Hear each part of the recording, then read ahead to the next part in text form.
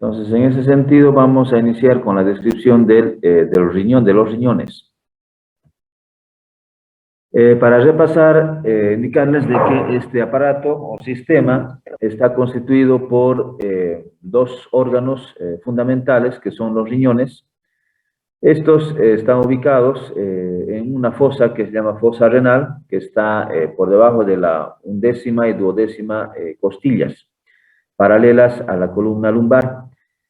Tenemos luego unas vías urinarias. Estas vías urinarias transportan la orina que se produce a nivel de los riñones hasta la vejiga, que es el reservorio. La vejiga se almacena durante un tiempo en la vejiga y posteriormente es evacuada a través de la uretra hacia el exterior, ¿no? Entonces, básicamente el aparato urinario o el sistema urinario está conformado por dos riñones, vías urinarias, que son los ureteres, la vejiga y la uretra.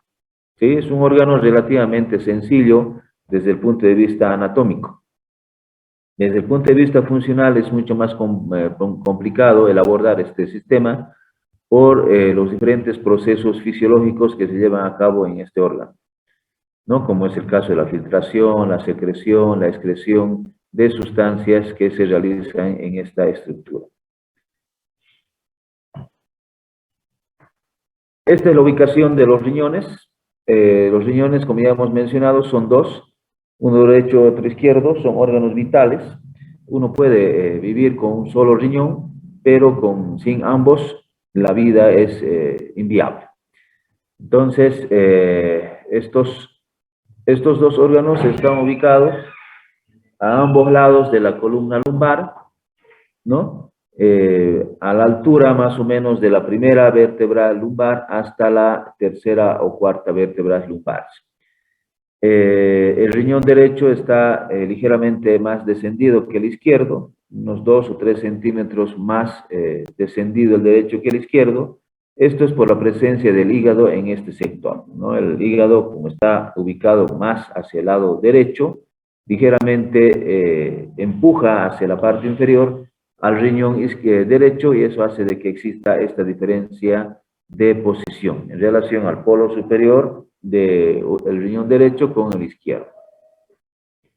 Está ubicado por debajo de del músculo diafragma, en una celda que es la celda renal, al lado derecho de la vena cava inferior y al lado izquierdo de la arteria aorta. Y se lo encuentra en el retroperitoneo, es decir, que está por detrás de la hoja posterior del peritoneo, ¿no? También indicarles de que se le encuentra por delante de los músculos abdominales posteriores, como es el músculo psoas mayor y el cuadrado lumbar, ¿no? Esos son los músculos que le encontramos hacia atrás. En cuanto a la disposición del peritoneo, en realidad estos órganos están por detrás de la hoja posterior del peritoneo. Por esa razón se los denomina retroperitoneales. Están por detrás, ¿no? Están a la misma altura del páncreas, a la misma altura del duodeno y también a la misma altura de la vena cava inferior y de la arteria aorta.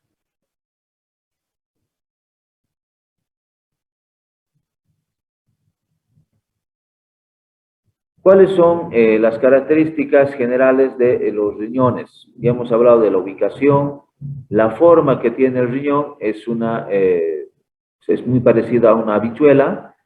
Tiene un polo superior, un polo inferior, tiene un borde medial que es ligeramente cóncavo, y un borde lateral que es convexo, tiene una cara anterior y una cara posterior, ¿no? En la cara medial encontramos un espacio que es el ilio renal, por donde ingresan y salen elementos anatómicos, ¿no? Entonces ingresan las arterias, ingresan los nervios, salen las venas, salen los vasos linfáticos, existen ganglios linfáticos que están alrededor de estos vasos sanguíneos.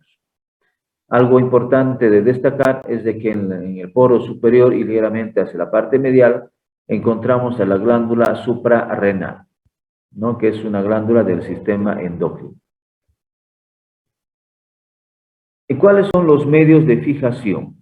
Los medios de fijación, mencionar fundamentalmente a la continuidad con los vasos sanguíneos. Fíjense acá en esta imagen, se ve claramente cómo es que el riñón se continúa con los vasos sanguíneos, ¿no? Que están hacia la parte media, ¿no? Por ejemplo, acá tenemos a la vena renal, a la arteria renal, ¿no? En el lado derecho, en el lado izquierdo lo mismo, la vena renal por delante y la arteria renal por detrás. Estos vasos sanguíneos se unen a los troncos principales, ¿no? La vena a la vena cava inferior y la arteria a la arteria aorta. Entonces, esa continuidad hace de que se mantenga firme en este sector. Otro medio de fijación es la hoja posterior del peritoneo, que lo fija hacia atrás, ¿no? En el retroperitoneo. Y fundamentalmente existe un medio de fijación principal y es el que mantiene al riñón en su sitio, porque son órganos fijos, es la fascia renal. ¿Sí? La fascia renal es una estructura fibrosa que se desarrolla a expensas del tejido graso que rodea al riñón. Fíjense acá en esta imagen, que es una imagen horizontal, está rodeando a ambos riñones y en medio de esta se forma un tejido fibroso que se llama fascia renal. Esta fascia renal, fíjense, se ve acá en esta otra imagen, que cubre la cara anterior, ¿no? Cubre la cara anterior, se une hacia el borde lateral y se continúa por la cara posterior, ¿no? Entonces, esta fascia renal es la que cubre tanto en su parte anterior como en su parte posterior y también se extiende hacia la parte superior, rodeando la glándula suprarrenal y posteriormente se fija en el diafragma. Entonces, esta fascia tiene dos hojas, una anterior, que es la prerrenal, y otra posterior, que es la postrenal. Ahora, por fuera de la fascia renal, tenemos un tejido graso abundante, de color amarillento, ¿no? Que se llama fascia pararrenal. Es una fascia adiposa pararrenal. Es una capa de tejido graso que está por fuera. Por dentro de la fascia renal también encontramos una capa de tejido graso que se llama perirrenal, ¿sí? Perirrenal. Entonces, fíjense acá, el riñón está cubierto tanto por delante como por detrás por tejido graso. En medio de ese tejido graso está la fascia renal, que divide en dos sectores, la grasa pararrenal que está por fuera y la grasa perirrenal que está por dentro, ¿no? Entonces, esta fascia, fíjense, hacia arriba se desdobla, ¿no? Y cubre de esa manera a la glándula suprarrenal, ¿no? Formándose inclusive acá un desdoblamiento interreno-suprarrenal. Y luego esta fascia renal cubre hacia la parte superior totalmente a la glándula suprarrenal y lo fija hacia atrás y arriba, fíjense, al diafragma, ¿sí? Entonces ahí existe un ligamento que está inserto en el diafragma. Y de esa manera, este riñón queda fijo e inmóvil en la parte posterior del abdomen, ¿no? Por detrás de la hoja posterior del peritoneo, ¿no? Ahora, esta fascia renal hacia abajo es libre, es decir, que no está unida hacia abajo. Si nos fijamos en esta imagen, vemos claramente de que hacia abajo la fascia renal no está unida, sino deja un espacio en medio del tejido graso, ¿sí?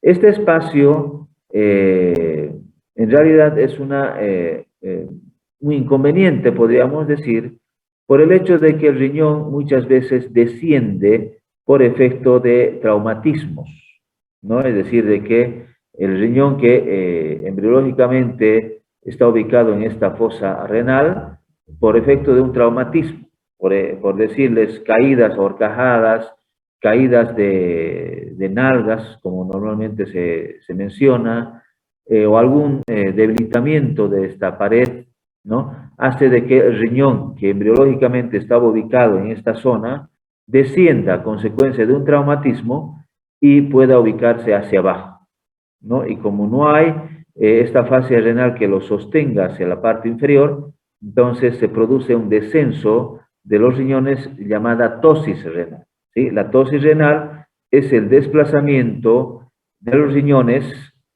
a consecuencia de un traumatismo, ¿sí? Diferente es la ectopía renal. La ectopía renal es la ubicación de los riñones en una posición distinta a la frecuente, pero desde el nacimiento. Es decir, cuando uno nace con un riñón ubicado en otro sector, hablamos de ectopía renal. Y hablamos de tosis renal cuando desciende el riñón a consecuencia de un traumatismo, de una patología, y se lo encuentra en otro sector. ¿Sí? Esa es la diferencia entre ectopía y tosis renal. Entonces, el medio de fijación más importante es la fascia renal, ¿sí? Con sus dos láminas, una anterior y otra posterior, ¿no? En la posterior se la denomina inclusive hoja de Gerota, ¿no? Hoja de Gerota. Muy bien. Esos son los medios de fijación. Esta es la proyección de los riñones hacia la parte lumbar. Fíjense, estos órganos están ubicados en forma paralela hacia la parte posterior de la columna lumbar. Y el polo superior está más cerca a la línea media que el polo inferior. Es decir, que estos órganos no están en una posición vertical, sino están ligeramente oblicuos. Es decir, que el polo superior está más cerca que los polos inferiores. Pero de todas maneras, estos riñones se proyectan a la altura de la undécima y duodécimas costillas, ¿sí? El riñón derecho está más descendido, y hemos indicado, es más o menos la altura de casi de una vértebra, está por detrás o por proyectado por debajo de la undécima y por delante de la duodécima costilla en el lado derecho. Esto ya hemos indicado de que el lado derecho es más descendido por la presencia del hígado.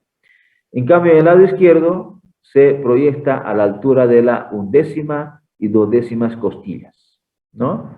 A ambos lados de la columna lumbar. Es en este sector donde nosotros podemos explorar a este órgano, ¿sí? Se lo explora. No se lo puede palpar, ¿no? Pero sí se lo puede percutir. Es decir, hacia la parte posterior realizamos una maniobra que se llama puño percusión, ¿no? Ligeramente golpeamos, percutimos haciendo un puño en la mano, ¿no? Un puño en la mano con el borde medial que tenemos en el puño, y ligeramente presionamos, golpeamos o percutimos en este sector en busca de alguna sensación dolorosa particularmente. No se lo puede palpar porque están ahí las costillas, es difícil poder palpar, pero sí podemos realizar puño percusión, que se denomina, ¿sí? A nivel de la región lumbar. Estas son las marcas y la proyección de la relación de los órganos que están hacia atrás.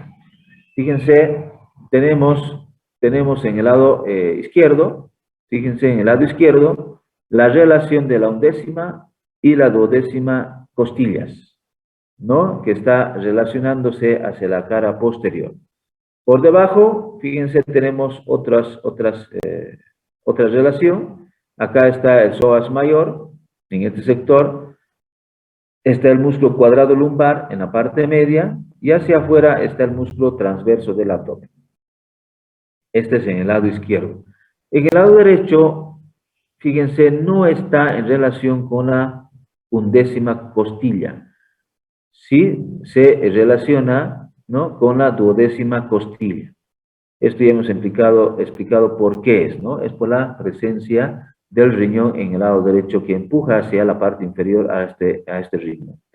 Y de igual manera, en la parte media tenemos el músculo psoas mayor, en la parte central tenemos el músculo cuadrado lumbar, y hacia la parte lateral tenemos la al músculo transverso del abdomen. Esas son las relaciones fundamentales que tenemos hacia la parte posterior y cómo estos órganos se proyectan sobre estos, tanto huesos como músculos.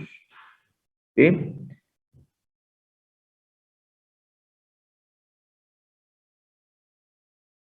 Algo importante también mencionar en cuanto a las relaciones. Fíjense, hacia la parte posterior, aparte de tener estas relaciones, también se relaciona con dos nervios, que son ramas del plexo lumbar. Hemos descrito a dos nervios que están en forma paralela hacia la cara posterior de los riñones. Estos son, el superior es el ilio hipogástrico y el inferior es el ilio inguinal. Son dos nervios que recorren la parte posterior de los riñones en forma paralela. Una vez que se origina acá en la parte central, ¿no? Se dirigen hacia la parte lateral, pasando por detrás de los riñones. Es decir, de que la cara posterior de los riñones se relaciona con estos dos nervios, ¿no? Es por eso de que alguna patología renal, inflamación de los riñones, una nefritis, una hidronefrosis, la presencia de cálculos renales en los riñones, en fin, puede inflamar a estos nervios y ocasionar molestias nerviosas, como son parestesias, adormecimiento, dolor en el trayecto de estos nervios, ¿no? Es por la inflamación que pasa de los riñones a los nervios.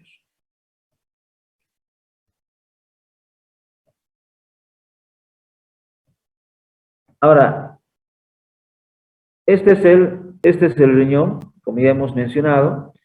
Es un órgano que tiene la forma de una habichuela. Fíjense, tiene el polo superior, el polo inferior hacia abajo. El polo superior está ligeramente más cerca hacia la línea media que el polo inferior. Tiene un borde medial que es irregular por la presencia del ilio renal. Y tiene el borde lateral que es convexo, ¿no? Tiene una cara anterior, la cara posterior que son lisas, ¿no? Esas son las partes anatómicas que tenemos en este órgano. Hacia la parte media encontramos el pedículo renal, que está constituido por la arteria renal, la vena renal, vasos linfáticos, nervios, ¿no? Y también por este sector y hacia la parte posterior nace el uréter, ¿no? Como continuación de la pelvis renal. Enseguida vamos a describir estas estructuras. Indicar también de que hacia la parte superior encontramos a la glándula suprarrenal, ¿no? La glándula suprarrenal, que es parte del sistema endocrino, que tiene la forma de un gorro frigio, ¿no? Y que está por encima del polo renal. Estructuralmente, el riñón, cuando se hace alguna sección en este órgano, identificamos claramente de que tenemos un tejido fibroso que está íntimamente adherido al parénquima renal, llamada cápsula fibrosa. ¿Sí? Cápsula fibrosa. Esta cápsula fibrosa es una estructura de tejido conjuntivo denso y que está adherido al parénquima renal y que separa de los órganos vecinos. Interiormente, cuando hacemos ya un corte en el interior del riñón, encontramos una zona oscura que está hacia la parte central y una zona clara que está hacia afuera. La zona oscura se la denomina médula renal, ¿sí? Y la parte clara que está hacia la corteza o hacia la periferia, mejor, se la denomina corteza. Es la zona clara que tiene el riñón hacia la parte periférica. Y está limitada por la cápsula fibrosa que hemos mencionado anteriormente. Ahora, en la médula renal encontramos estas zonas oscuras que tienen formas triangulares. Fíjense, estas son las zonas oscuras que tienen la forma triangular, ¿no? Con una base que está hacia la corteza o hacia afuera y un vértice que está hacia adentro. ¿Sí? Acá lo mismo, tenemos esta zona que es la base que está hacia la corteza y el vértice hacia la parte central. Estas estructuras triangulares oscuras se las denomina pirámides de Malpighi o pirámides renales, ¿sí? Estas pirámides renales están separadas por unas estructuras más pálidas que se denominan columnas renales, ¿sí? Columnas renales. Hay algo importante también mencionar de que a nivel del vértice, de las pirámides renales, encontramos una zona fenestrada de orificios, ¿no? Y es donde nacen los cálices. Estas estructuras en forma de copa, fíjense, una copa de vino, que rodea a la papila renal, ¿no? El vértice de las pirámides de Malpighi o pirámides renales se denomina papila renal, que está llena de orificios, ¿no? Llena de orificios por donde pasa la orina.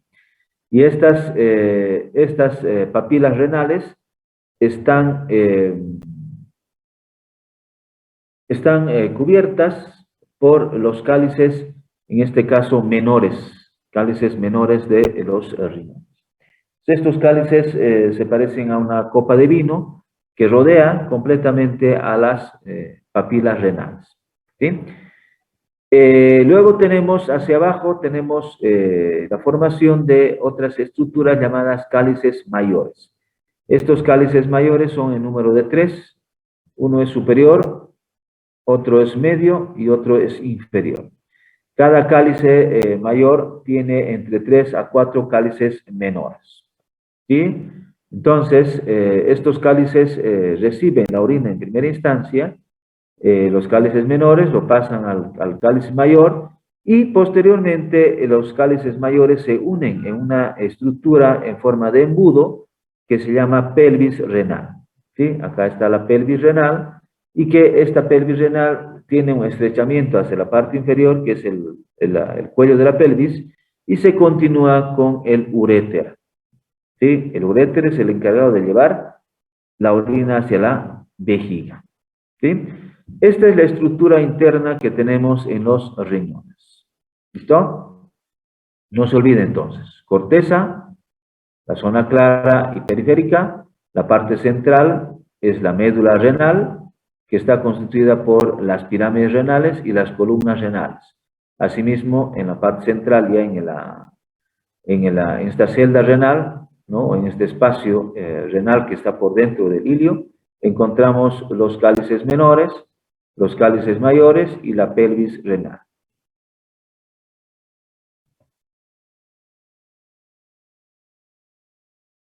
Bien, esta es la ubicación nuevamente de los riñones y su relación con las glándulas suprarrenales. Las glándulas suprarrenales son dos estructuras que están por encima de los polos superiores, son parte del sistema endocrino, tienen la forma de una pirámide triangular, tiene una base que está por encima del polo renal, un vértice que está hacia el diafragma, tiene una cara anterior, una cara lateral y una cara posterior. Estas glándulas suprarrenales están fijas hacia el diafragma a través de un desdoblamiento de la fascia renal, ¿sí? Su vascularización de las glándulas suprarrenales son las arterias suprarrenales, ¿no? Superior, media e inferior. La superior nace de la arteria diafragmática inferior, la media nace directamente de la arteria aorta y la inferior nace de la arteria renal, ¿no? Esa es la vascularización de esta glándula suprarrenal. Estas son las diferentes variaciones que podemos encontrar en relación a los riñones. Fíjense, tenemos acá varias ramas renales accesorias que nacen directamente de la arteria aorta. Tenemos una división proximal de la arteria renal.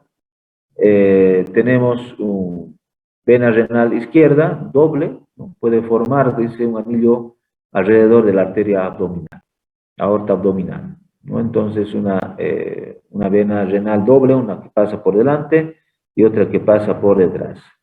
Y venas renales múltiples, ¿no?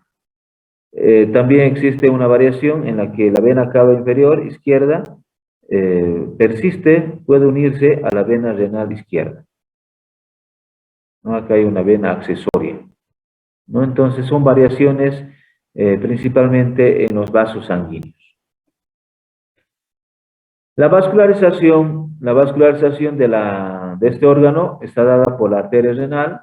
Estas arterias renales son bastante voluminosas en su origen, nacen al lado derecho y al lado izquierdo de la arteria aorta.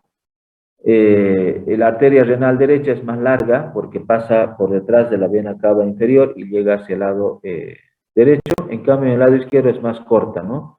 Por la misma ubicación de la arteria aorta abdominal que está en el lado izquierdo. Esta arteria renal se dirige hacia el ilio renal y antes de llegar a esta se divide en dos grupos de arterias, unos anteriores y otras posteriores. Acá tenemos ramas la anterior y la posterior hacia atrás, ¿no? Posteriormente estas arterias se dividen en arterias segmentarias.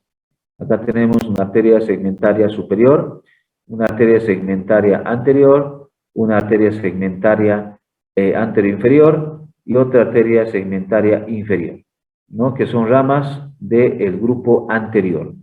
Luego tenemos hacia atrás una rama posterior que es la arteria que da origen a la arteria segmentaria posterior, ¿no? Ahora, luego estas arterias segmentarias se van dividiendo en arterias interlobulares, ¿no? Porque el riñón tiene lóbulos, ¿no? Que están vascularizadas por una arteria lobular, ¿no? Y estas arterias se las denomina por esa razón interlobulares. Luego tenemos el nacimiento de las arterias arqueadas, que son arterias ya muy cerca a la periferia, que están en la corteza, ¿no? Y de ahí nacen las arterias radiadas corticales, que son las interlobulillares, ¿no? Que son arterias que se dirigen hacia la corteza, ¿no? Y son múltiples. El riñón es un órgano bastante vascularizado por las múltiples divisiones que estamos mencionando, ¿sí? Primero, arterias segmentarias que dan origen a los segmentos. Tenemos las interlobulares, luego tenemos las arqueadas, luego tenemos las radiadas corticales o llamadas también interlobulillares, ¿no? Bueno, y hacia afuera tenemos arterias que pueden perforar la cápsula fibrosa, ¿no? Y se llaman por esa razón radiadas perforantes. Estos son los segmentos que tenemos a nivel del riñón, ¿no? Que son territorios vascularizados por una arteria segmentaria, y es así de que en la parte anterior tenemos el segmento superior, el segmento, este de acá superior, tenemos el anterior inferior y el inferior, ¿sí? Hacia atrás tenemos el segmento posterior. Esos son los segmentos que tenemos en los riñones, en ambos riñones, ¿no? 1, 2, 3, 4 hacia la parte anterior e inferior y hacia la parte posterior 1, que es el posterior. Cada una de estas segmentos está vascularizada por una arteria segmentaria. Esta es la unidad funcional de los riñones, ¿sí? Los riñones tienen una estructura que se llama nefrona. La nefrona es la unidad estructural y funcional de los riñones y existen más de 1 millón de nefronas en cada uno de los riñones, ¿no?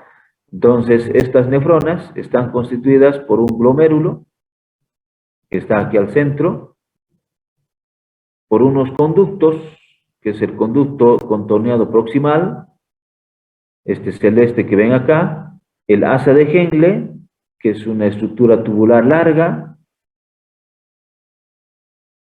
y luego se continúa con el tubo contorneado distal, ¿no? Este tubo contorneado distal posteriormente se continúa con el conducto colector, este de acá, donde está el cursor, el conducto colector, y este conducto colector se va uniendo a conductos mucho más voluminosos, ¿no? Y este conducto colector al final desemboca en los conductos papilares a nivel de la papila renal, Esto ya está a nivel del vértice de las pirámides renales, ¿no? Es lo que hemos mencionado anteriormente.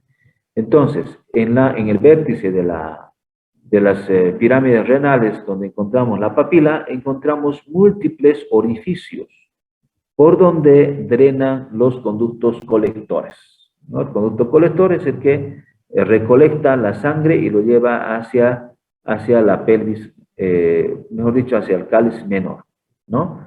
Entonces, la nefrona está constituida por el glomérulo, el tubo contorneado proximal, el asa de Henle, tiene una rama ascendente, otra ascendente, descendente, ascendente, y luego tenemos el tubo contorneado distal, y finalmente el conducto colector. Estas son las partes que tiene la nefrona. Es aquí donde se realiza el proceso de filtración, principalmente en el glomérulo, proceso de secreción y excreción a nivel de los conductos, tanto proximal, asa de Henle, conducto contorneado distal, donde se va formando la orina a medida que va transitando por estos conductos, ¿sí? Y al final se tiene una orina ya formada, ¿no? Que se evacúa a nivel de los cálices menores, pasa a los cálices mayores, pelvis renal, uréter y se almacena en la vejiga, ¿sí? Esto en fisiología ustedes lo van a ver con mucho más detalle, cómo se produce la filtración, cómo se produce la excreción, la secreción en los diferentes túbulos.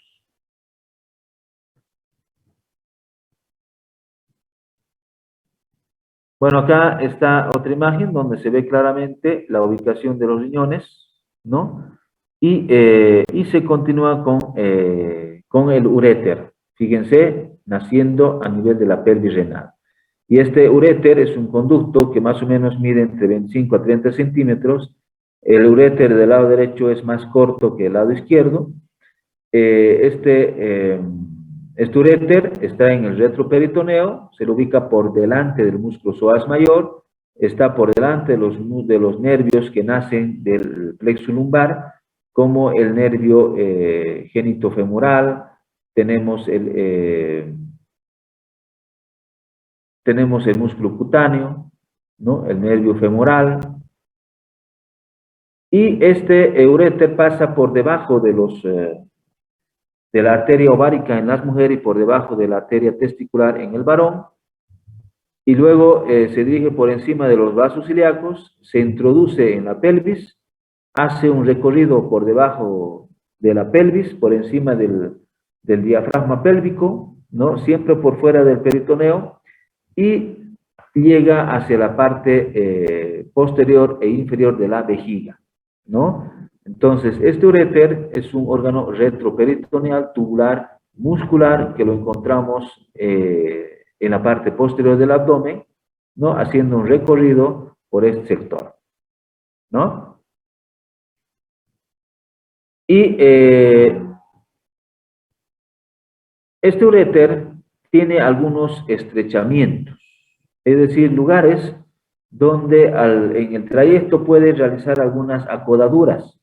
Y estas acodaduras hacen de que el uréter tenga estrechamientos, y es fundamental conocer estos estrechamientos porque acá en los riñones, en la pelvis menor, en la pelvis, perdón, en las cálices menores, cálices mayores, se pueden formar cálculos renales.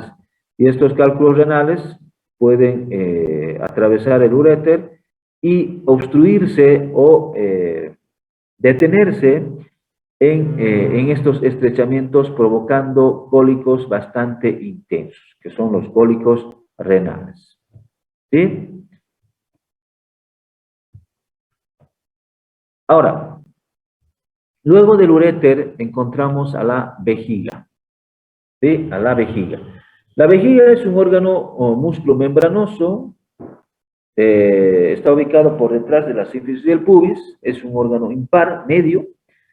En él se almacena la orina, como ya hemos mencionado, ¿no? Es un reservorio de la orina que puede almacenar hasta 1 litro 200, 1 litro 300, La capacidad de almacenaje en las mujeres es mucho más importante que en los varones.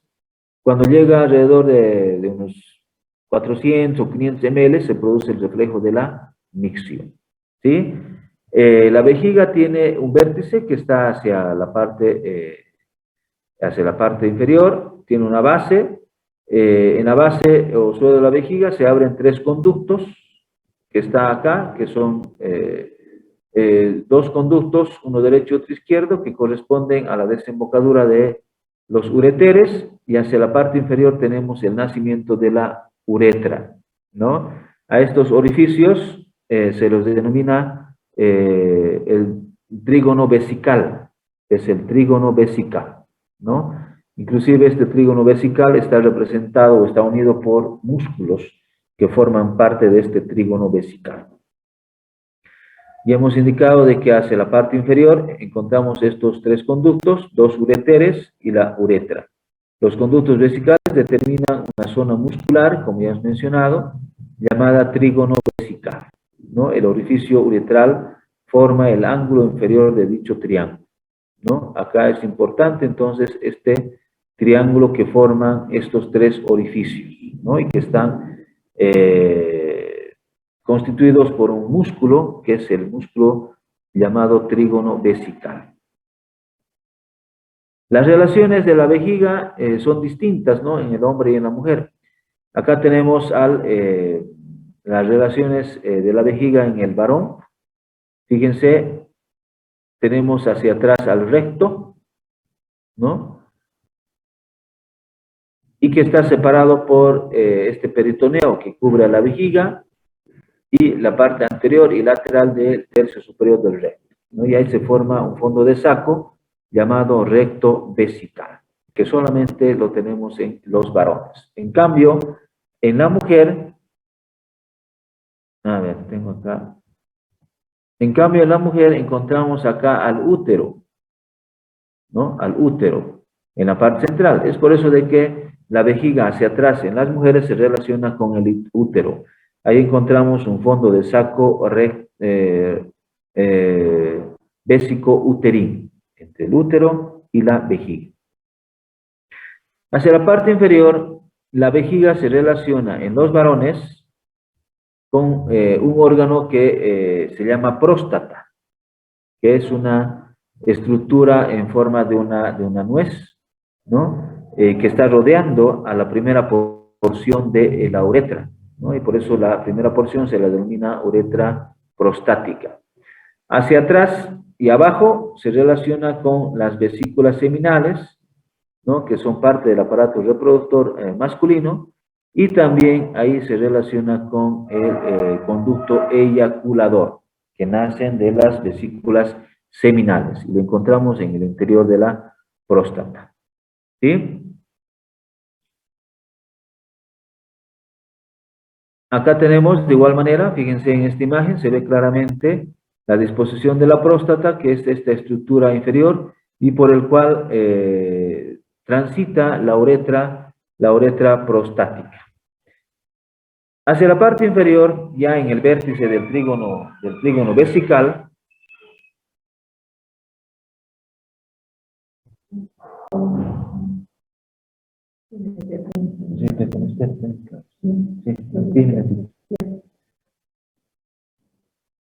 hacia la parte inferior se continúa la uretra, ¿no? La uretra. Esta uretra, como ya les he mencionado, es distinta en longitud y también en dirección. La uretra masculina y femenina. Fíjense en esta imagen, se ve claramente la disposición de la uretra en forma de S en el varón, que mide desde el nacimiento hasta el orificio externo, que es el meato urinario, que está en el vértice del glande, ¿no? O la cabeza del pene, mide aproximadamente entre 20 a 22 centímetros, ¿no? Entonces, bastante larga la uretra masculina. Esta uretra masculina tiene tres partes.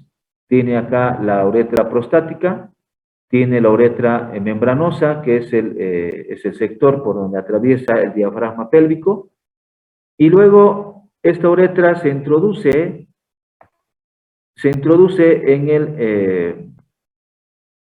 en el cuerpo esponjoso del pene, y es por eso se la denomina a este sector como uretra esponjosa, que es la más larga en realidad, ¿no? Desde la raíz del pene hasta la terminación de este órgano. Entonces, esto hace de que la uretra masculina tenga la forma de una S con dos curvaturas. Una curvatura anterior, ¿no?, que es cóncava hacia abajo y atrás, y una curvatura posterior que es cóncava hacia arriba y adelante, ¿no? Esto es importante conocer porque a través de la uretra nosotros podemos realizar procedimientos de la aplicación de sondas a través de la uretra, introducimos por acá, y nosotros tenemos que tener mucho cuidado de no lesionar, porque la sonda tiene que ingresar por todo este conducto hasta la vejiga, ¿no? Esta sonda vesical se coloca al interior de la vejiga, ¿no?, por efectos de tratamiento, de drenaje de la orina, en fin, ¿no? Entonces, tenemos que tomar en cuenta muy bien estas curvaturas que tiene la uretra en los varones. En cambio, en la mujer, la uretra es recta y corta. Fíjense, recta y corta. Es un conducto que tiene entre 3 a 4 centímetros y es otra de las razones por las cuales existe infecciones vesicales mucho más frecuentes en las mujeres que en los varones. Entonces, como acá la uretra femenina desemboca por encima de la cavidad vaginal, ¿no?, por el orificio de la vagina, entonces esta zona es una zona muy contaminada, ¿no?, por la cercanía del ano y del recto, en fin. Entonces pueden ingresar bacterias al interior de la vejiga y provocar cistitis, inflamación de la vejiga, ¿no? Entonces, esta cistitis y las infecciones urinarias también son más frecuentes en las mujeres que en los varones, ¿no?, por el trayecto que recorren las bacterias, que es bastante corto en las mujeres, ¿no? En cambio, en el varón, al ser bastante larga, las bacterias tienen que recorrer un trayecto mucho más largo hasta el interior de la vejiga, ¿no? Entonces, y como se produce el vaciamiento de la orina es la que limpia el conducto en el interior de la uretra, ¿no?, en el varón. Entonces, por esa razón, las infecciones urinarias en los varones son menos frecuentes que en las mujeres. Esta es la ubicación de la vejiga en relación al útero. Fíjense, es ese fondo de saco que se forma entre la vejiga y el útero, que se llama vésico uterino, ¿no? Y por detrás del útero, bueno, está el fondo de saco de Douglas, que es ese fondo mucho más declive que encontramos en las mujeres, solamente en las mujeres. Y aquí está la vejiga con el conducto de la uretra, que está desembocando ligeramente por encima del orificio externo de la vagina. Ahora, ¿cuáles son las patologías más comunes del aparato urinario? Las más comunes son la cistitis, que es inflamación de la vejiga, la pielonefritis, que es la inflamación de la pelvis renal con los riñones, la litiasis renal, que es la presencia de cálculos renales a nivel en el interior de los riñones o en los cálices menores, cálices mayores, el síndrome nefrótico, el síndrome nefrítico, son inflamaciones de los riñones, ¿no? La cistitis es una inflamación aguda o crónica de la vejiga. Generalmente está causada por bacterias. Las más frecuentes son la Escherichia coli, las Klebsiellas y otras bacterias gram negativas. Los síntomas es dolor al orinar, la poliaquiuria, que es la necesidad frecuente y urgente de orinar. Puede haber fiebre, dolor en la región baja del vientre, en el hipogastrio, Y la orina es de color fétido, ¿no? Es maloliente, ¿no? Son síntomas de una cistitis, que es mucho más frecuente en las mujeres que en los varones por las diferencias que existen en la uretra que ya hemos mencionado. Aquí está, fíjense, estas bacterias ingresan por vía canalicular, vía ascendente hasta la vejiga y la colonizan y inflaman este órgano, ¿no? Entonces a esto llamamos cistitis. Acá de igual manera, otra de las causas de cistitis es la limpieza de esta zona, la zona anal, ¿no? Toda esta zona del ano se limpia hacia adelante, ¿no? Entonces hay personas que hacen la limpieza de atrás hacia adelante. Eso arrastra bacterias y otros microorganismos de la región anal hacia la región perineal o hacia la región de la vulva. Y ahí encontramos el ingreso de las bacterias a través de la uretra hacia la vejiga, ¿no? Entonces, lo correcto es limpiarse de adelante hacia atrás, hacerse la limpieza de delante hacia atrás, ¿no? Entonces, hay personas que realizan de esta manera, ¿no? Entonces, a tener mucho cuidado porque pueden arrastrar bacterias de atrás, desde el ano hasta la vulva, ¿no? Y puede ser causa de cistitis. La pielonefritis es una inflamación bacteriana de los riñones con destrucción de tejido renal, ¿no? La pielonefritis se presenta con más frecuencia como resultado de una infección urinaria ascendente. Es decir, de que la pielonefritis puede ser una complicación de una cistitis, que puede complicarse con una pielonefritis por vía ascendente, es decir, que una inflamación en la vejiga, a través del uréter puede llegar a los riñones. A eso llamamos pielonefritis, ¿no? Las causas son las mismas, son la Escherichia coli, la Klebsiella y otras bacterias que invaden ya los riñones, ¿no? Los síntomas: fiebre muy alta, escalofríos, dolor en la región lumbar, náuseas y vómitos, y bueno, lo más grave puede haber una sepsis.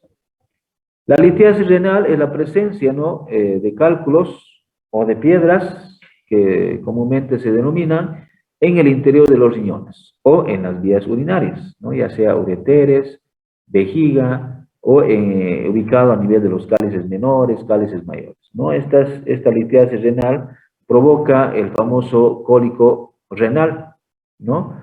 Y los cálculos se componen de sustancias normales, ¿no?, de la orina. Puede haber cálculos de calcio.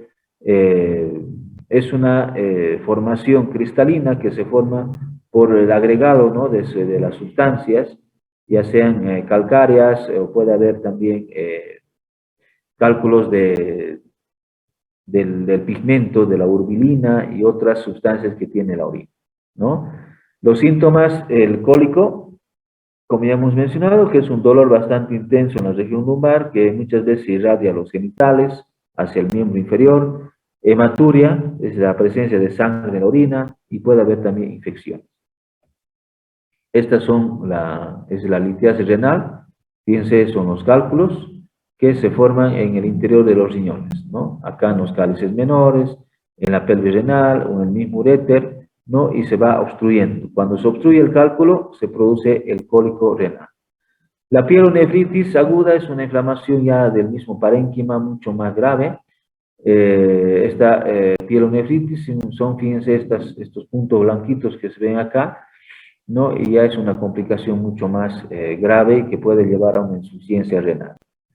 El cáncer del riñón, fíjense, es una formación ya maligna en el interior del riñón, ¿no? En este caso hay que sacar el riñón. La patología urinaria obstructiva, ¿no? Por ejemplo, renales tenemos la litiasis, las neoplasias, infecciones granulomatosas, estenosis pielo-uretral, compresiones vasculares. La litiasis, la estenosis, las neoplasias a nivel de los ureteres, infecciones crónicas, compresión extrínseca, embarazo. El embarazo está producido por la compresión del útero a nivel de la del uréter. Uréter retrocavo, uréter retroiliaco. Significa que existe un uréter detrás de la vena cava inferior y por detrás de las arterias ilíacas. El uréter, como hemos visto en una imagen, está por delante de los vasos ilíacos, pero puede ubicarse por detrás, ¿no? Que son causas de patología obstructiva a nivel del aparato urinario. El síndrome nefrótico es un daño de la membrana basal del glomérulo, ¿no? Que deja en realidad pasar proteínas del plasma, ¿no? Los síntomas son edemas localizados, generalizados, la apariencia espumosa de la orina, aumento de peso por retención de líquidos, existe una anasarca que se denomina que es un edema generalizado del cuerpo, inapetencia, hipertensión arterial, en fin. Son síndromes que se presentan y que ustedes lo van a revisar con más detenimiento en la materia de nefrología, ¿no? Cuando estén en cuarto o quinto año. Esta es la tosis renal, lo que les he mencionado, ¿no? La tosis renal debe ser diferenciada de la ectopía renal, ¿no? La ectopía renal es la ubicación del riñón fuera de su lugar habitual, ¿no? Por un defecto embriológico, es decir, los que nacen con un riñón en otro sector hablamos de ectopía. En cambio, la tosis renal se asocia generalmente por un uréter largo, por traumatismos, ¿no? Que podrían presentarse en las personas que hacen de que el riñón se desplace a otro sector. La ectopía renal es una situación anómala del riñón en el retroperitoneo, puede ser uni o bilateral, ¿no? Generalmente de localización lumbar, ilíaca o pelviana, puede ser ipsilateral, que es decir, de un solo lado, o contralateral. Anomalías de rotación, vascularización procedente del sitio más cercano. La tosis renal es un riñón baja solo por bipedestación, vasos en sitios habituales. Esta es una radiografía, fíjense, de una ectopía renal. Aquí en el lado derecho está ubicado en el sector correcto, pero fíjense, esta persona tiene su uréter en la pelvis. Su riñón en la pelvis.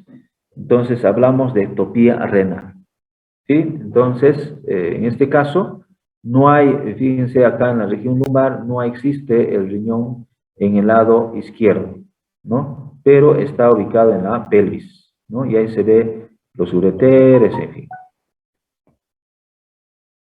Bien, jóvenes, eso es lo que quería transmitirles el día de hoy. No sé si quieren hacer alguna pregunta o tienen alguna duda al respecto.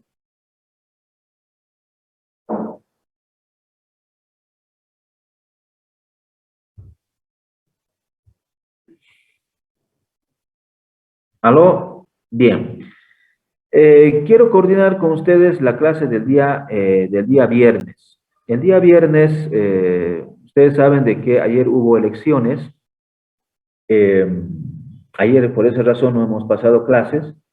Y el día viernes nuevamente va a haber suspensión de actividades académicas, ¿no? Porque se va a llevar a cabo la segunda vuelta. Entonces, estaríamos en realidad 2 días sin pasar clases. Ayer no hemos pasado por elecciones y el día viernes también no vamos a pasar clases por elecciones. Entonces, quería coordinar con ustedes para reemplazar estas 2 clases el día de mañana, ¿no? En un horario que ustedes tengan disponible. No sé qué horario podemos pasar, así para que podamos desarrollar adecuadamente las clases, o en todo caso, el día viernes, como va a haber suspensión de clases, podemos hacer la clase en otro horario, ¿no? Ya no en la noche, sino en otro horario que sea más conveniente para ustedes. ¿Qué les parece el día viernes a las 7 de la mañana, en horario habitual? Solamente por el día viernes. Sí, doctor. Sí, Doctor, estaría bien, Sí, doctor. doctor, estaría perfecto. Ya. Doctor, ¿las elecciones van a comenzar al mismo horario?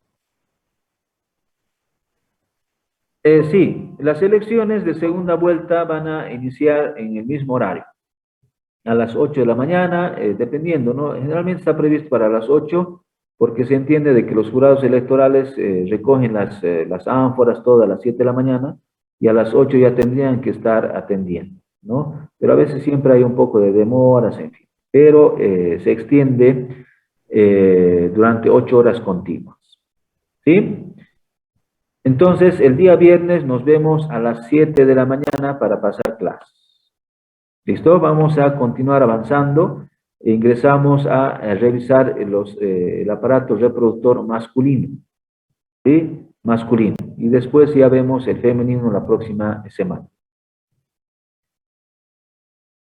Muy bien, nos vemos el día viernes a las 7 de la mañana.